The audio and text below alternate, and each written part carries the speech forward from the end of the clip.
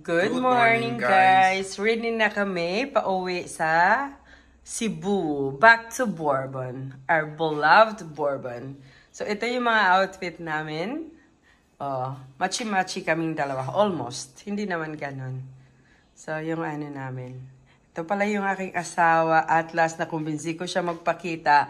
Hopefully, makapagmukbang kami ng Filipino food.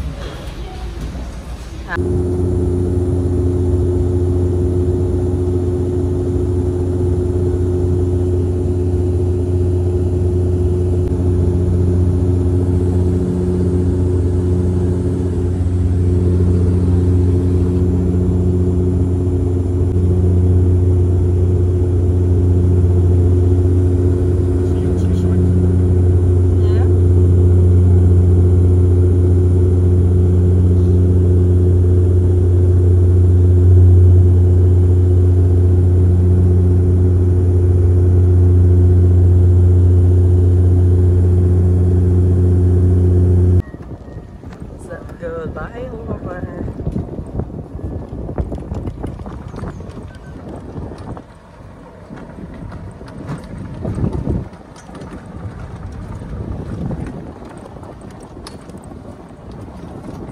Sunrise Pavilion.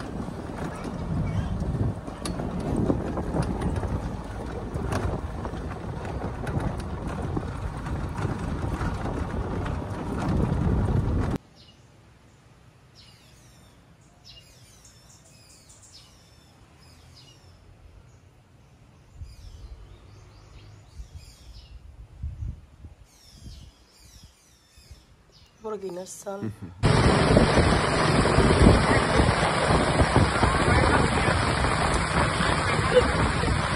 my god. Dit moet je telefoon hebben. Alles wat ik koop heb. Paniod to. Utan, ginamos, watermelon, yung sige, pa-wash out sa kidney. Pa-wash out sa kidney. Alay! Nabot ang pasurdan, Ray. Ito, pikas ko. Pikas ko. Laban!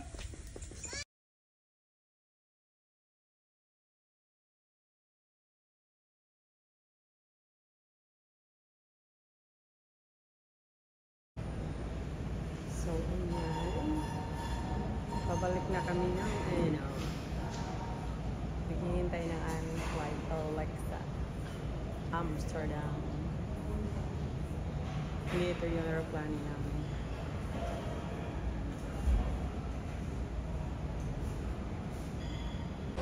Ito yun siya.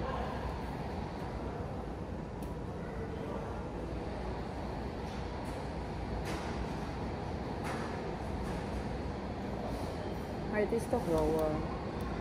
Ja, daar is wel normaal, denk ik, de prijzen. Maar dit is internationaal, dan wordt het wel altijd duur. Ja.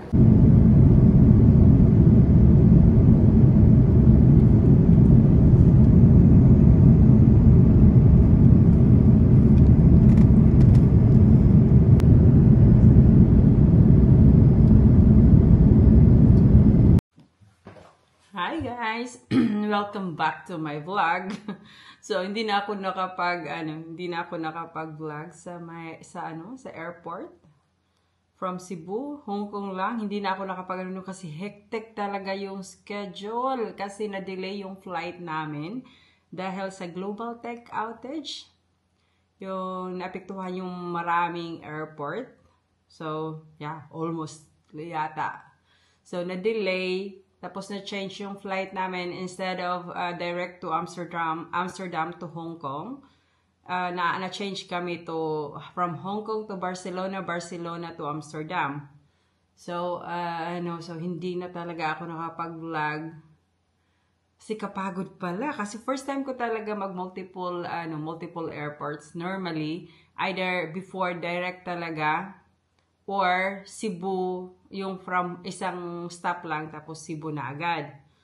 So ito, tapos hindi mo akalain na gano'n na instead of 16 hours, kasi yung original namin, flying hours, included na yung layover, is 16 hours and 20 minutes. Kasi yung layover namin is 1 hour and 20 minutes lang dapat sa Hong Kong.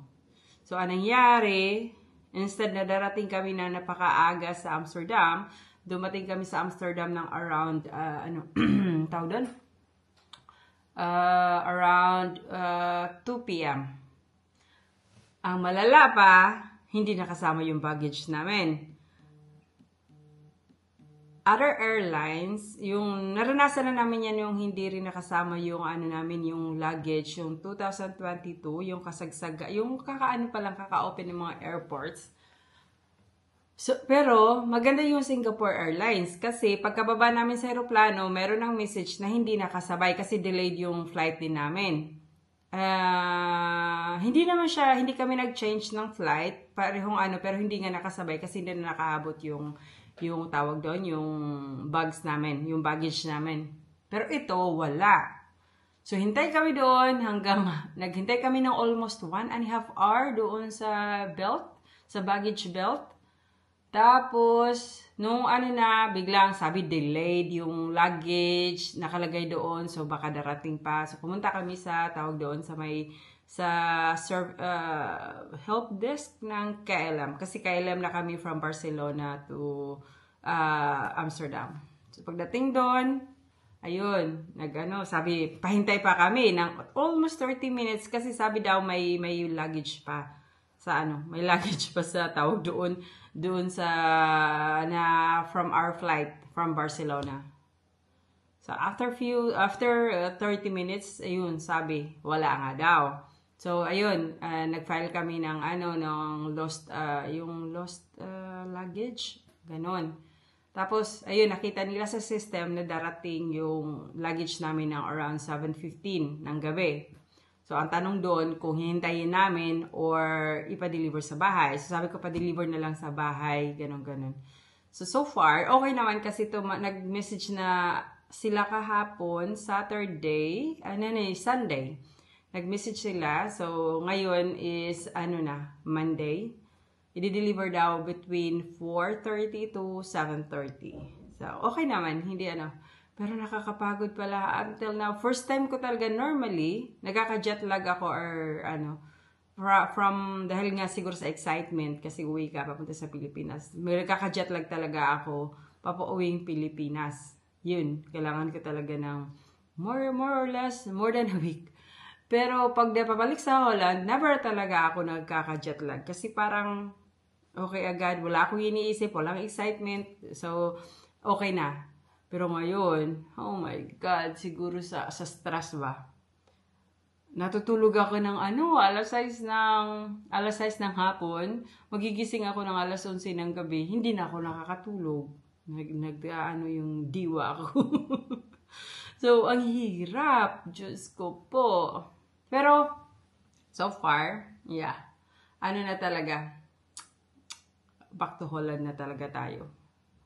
So, yung mga vlogs natin, Holland vlogs na. Yeah. So, salamat sa mga bago pa lang subscribers. Thank you. At nagsasubscribe kayo. Konti pa lang naman kayo. Pero, appreciate much. Salamat. Salamat din sa panunood. At sa mga hindi subscribers, salamat na din sa panunood. Sana nagustuhan niyo yung mga vlogs ko and hoping ma-improve ko pa. Bago pa lang kasi din ako dito. Sana ma-improve para magugustuhan niyo din. So, salamat sa panunood. See you in my next vlog. Thank you. Bye!